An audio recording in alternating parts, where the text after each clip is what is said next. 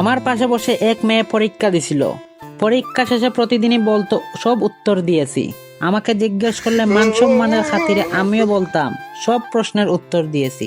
শেষ পরীক্ষায় মেয়েটা বলল গোল্ডেন না থাকলেও অন্তত A+100% থাকবেই। আমিও কম কিসে মনে মনে ভাবলাম কথা বলতে তো আর টাকা লাগে না। আমিও জটপট বললাম A+ আমারও মিস হবে না। রেজাল্টের কয়েকদিন পর মেয়েটার সাথে আবার দেখা। আমি বললাম কি খবর, কেমন আছেন, রেজাল্টের খবর কি? সে বলল আছি, আমার A+ আসছে, আপনার কি খবর? আমি বললাম আপনার মতোই, বাস্তবে কিন্তু আমি ফেল।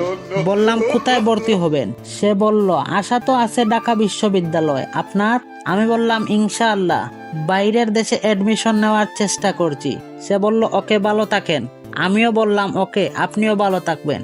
দুঃখের কপাল, পরের বছর আমি আবার পদার্থবিজ্ঞান পরীক্ষা দিতে গিয়ে দেখি সেই মেয়েটা আমার আগে এসে বসে আছে পরীক্ষা দেওয়ার জন্য।